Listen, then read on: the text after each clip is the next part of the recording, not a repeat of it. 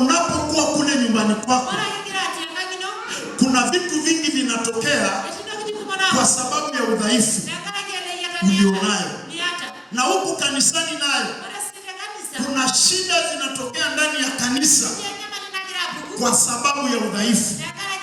Kwa sababu shetani akitaka kupiga mahali popote, anaangalia udhaifu wa ile eneo. Anataka kuharibu kanisa, anapotaka kuachilia mashambulizi, anapitia kitu kinachoitwa udhaifu. Hebu kila mtu amwambie jirani yako udhaifu. Sema amina. Na kanisa linapokaa kila mtu akajipanga kwa sehemu yake, tunadhibiti udhaifu. Na ukishadhibiti udhaifu, ndani ya kanisa kunakuwa na nguvu. Sijui kama unanielewa kitu ninachozungumza. Unaposimamia nafasi yako, unadhibiti udhaifu. Na ukidhibiti udhaifu, kanisa inakuwa inayo nguvu. Na hata kule nyumbani kwako, unajua Mfalme Daudi wakati wanashindana na mtoto wake kabisa wa kumzaa, kuna wakati Absalom alitaka kumwangamiza Daudi. Lakini wakati anataka kumwangamiza, alikuwa anaongea na wale majenerali wa Daudi. Anamwambia leo mfalme ni mdhaifu. Leo mfalme amechoka. Tukimtokea mfalme mahali hapa, tutamshambulia. Na tukimshambulia, tutamshinda. Lakini wale majenerali, wale wakuu wa Daudi, walipoona kwamba mfalme anatafutiwa mahali ya kumkamata, na anaona kabisa sehemu ya kumkamata mfalme ni sehemu anayekamatwa na kukamatika, anapotosha yale mawazo ya Absalom. Akipotosha, safari inaendelea. Wakashindana hivyo. Kwa ule udhaifu uliokuwa ndani ya Daudi, ndio shetani alikuwa anaupitia. Na udhaifu wenyewe ulikuwa ni hivi.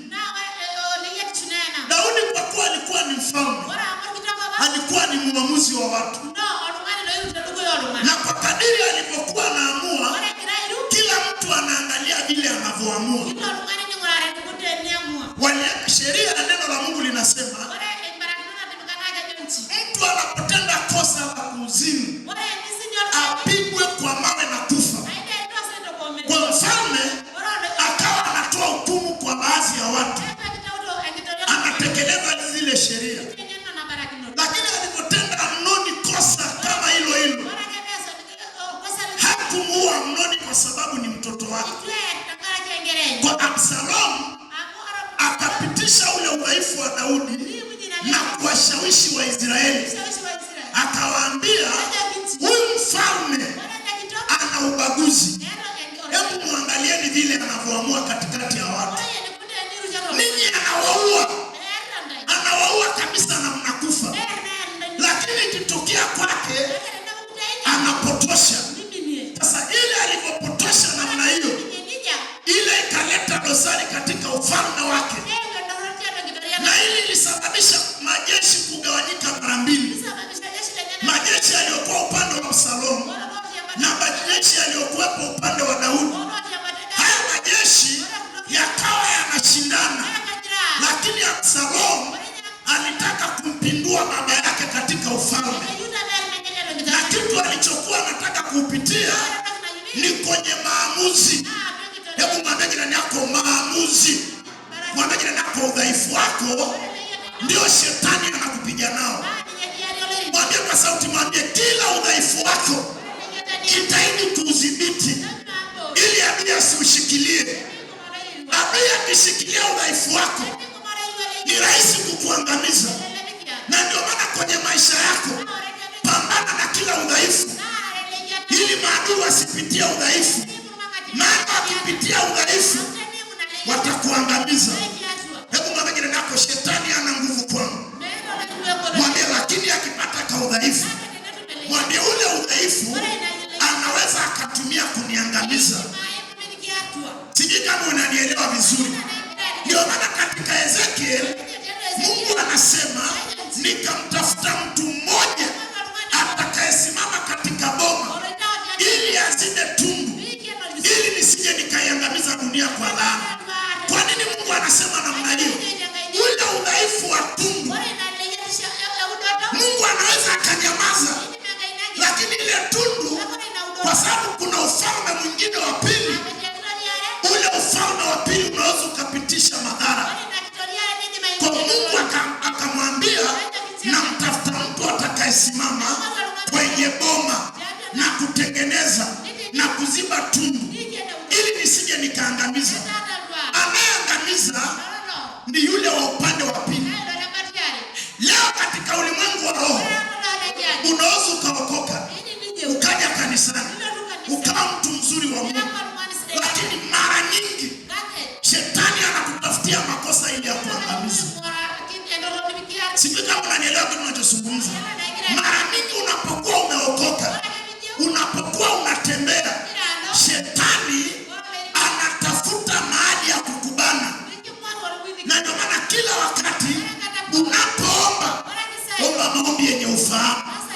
Kama ukienda kuomba maombi yenye ufahamu, ukiomba ukienda namna hii, ukiona haiendi, geuza upande wa pili. Usiombe tu. Shida ya watu wengi walioshindwa safari ya wokovu, wameomba bila maarifa. Hebu mmoja nako omba na maarifa. Sema basi amina. Unapopambana juu ya familia yako, kuna vita vingine vinakutafuta wewe. Kuna vita vingine hujafanya wewe. Kuna mashambulizi mengine sio umefanya. Lakini unapokuwa umeokoka, shetani kwenye kizazi chenu inawezekana ana mlango, ana mahali anayepitia. Inawezekana apitie kwenye kizazi, akawa amepata mlango kwenye familia. Hakuna kitu kibaya adui wako akapata nafasi na kibali ya kukushambulia. Hebu mwambie jirani yako, hakuna kitu kibaya kama shetani anakushambulia na anakushambulia akiwa ana kibali. Unajua ni baya Sema basi amina. Hebu sema tena, hakuna kitu kibaya kama mchawi anakushambulia na huyo mchawi anaka kibali. Unaonaje hiyo? Ni mbaya. Sema basi ni mbaya. Sema amina. Kizuri, unapokuwa na vita, unapopambana, lakini hakikisha hakuna mlango uliofunguka. Hiyo vita yako utashinda lazima. Sema basi nitashinda lazima. Kwa sababu ukiomba kama hakuna mlango, anakuwa tu anakuja kwa kushtaki kama Ayubu. Unajua shetani alipotaka kumshambulia Ayubu, alishindwa. Unajua kwa nini alishindwa? Ayubu aliomba. Alitoa sadaka kwa ajili ya watoto wake, akisema yamkini wametenda dhambi mbele za Bwana. Aliomba. Lakini wakati shetani anatafuta namna ya kumshambulia Ayubu, akamwambia Mungu, ni kwa sababu umemzingira na umempa kila kitu. Sijui kama umenielewa vizuri. Kwa nini anamwambia Mungu namna hiyo? Amekosa mlango. Sijui kama mtu mmoja amenielewa. Hebu kumbe shetani akikosa mlango anapeleka mashtaka. Mwambie basi kumbe akikosa mlango kwao kuna sana anatafuta na mahali ya kushtaki. Kwa akamwambia Mungu, ni kwa sababu umemlinda Ayubu. Ayubu si anakupenda bure. Umemlinda. Nikitaka kuingia kwenye mali zake unanipiga. Nikitaka kuingia kwake unanipiga. Nikitaka kumzuia unanipiga. Ayubu si anakupenda. Mungu akamwambia, huyo ni mtu aliyekamilika moyo. Ananipenda katika moyo wake wote.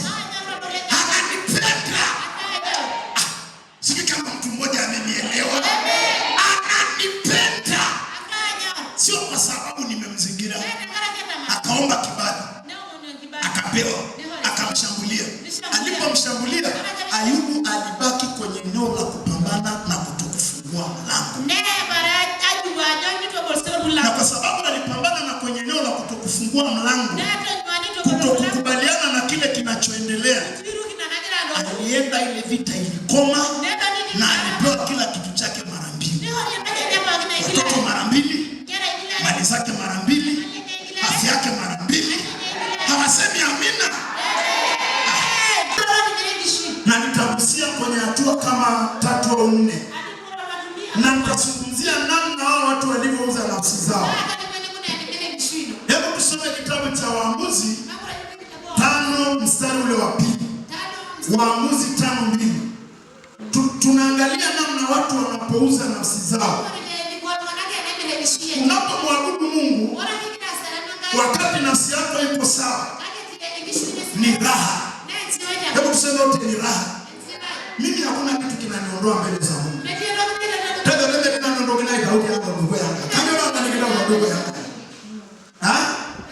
Nina niondoa mbele ya Mungu. Hebu soma tuangalie. Waamuzi 5 mstari ule wa 2. Wasomaji wa Biblia chapa. Kuna watu waliouza nafsi zao. Sasa ukiuza nafsi yako kwenye kusaidika inakuwa ni ngumu. Na kama mtu ameuza nafsi, kuna mtu anaweza akawa ametekwa nafsi.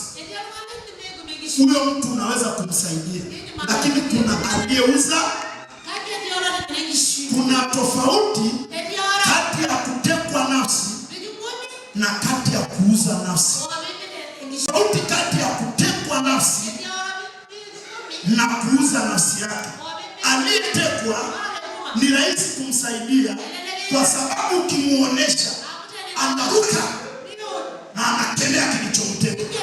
Lakini alichouza, aliyeuza, hata ukimfundisha ukamwambia hapa umeuza nafsi yake, atabaki tu kukuangalia kwa sababu yeye ndiye ameuza. Sema basi yeye ndiye ameuza. Hebu sema nakataa kuuza nafsi yangu. Sema tena nakataa kuuza nafsi ya familia yangu. Sema hata kama baba zangu wameuza, hata kama babu zangu wameuza. Sema waliouza nafsi, nafsi ya ukoo wangu, nafsi ya familia yangu, sema wataachia.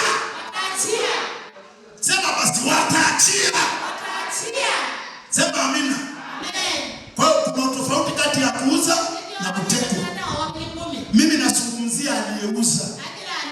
Hebu tuseme wote waliouza nafsi zao na kufungua milango ya mashambulizi. Hebu soma hiyo kitabu cha Waamuzi. Kwa sababu wakuu walitangulia katika Israeli. Kwa sababu watu walijitoa nafsi zao kwa hiari yao. Umesikia? Watu walifanyaje? Walitoa nini jamani?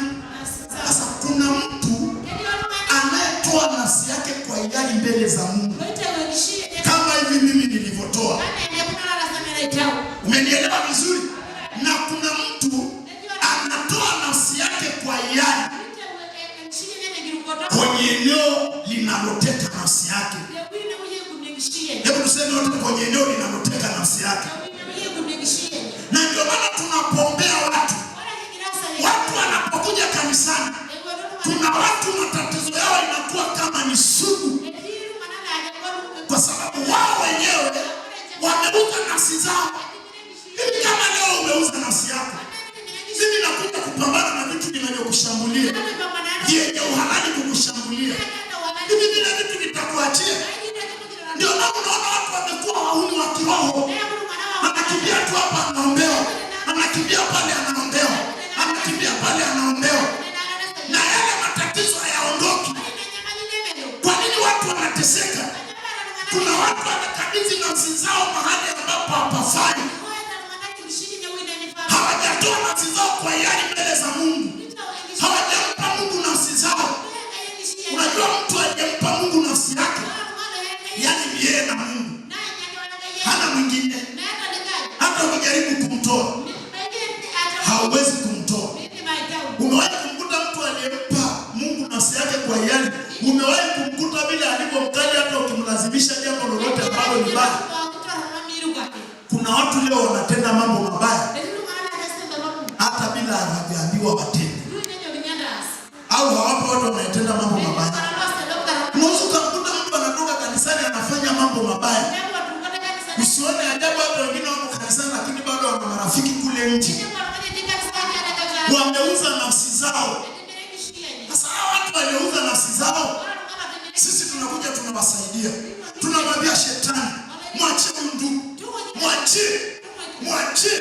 Na nasema kabisa, shetani achie. Lakini nafsi yako shetani hakuachii, maana umeuza. Sasa huyo anayekuombea nafsi yako kumtoa katika yule uliyemuuzia, inategemea unapokeaje ule ufunuo wa kukutoa, wa kukurejeshea nafsi yako. Inategemea unapokeaje.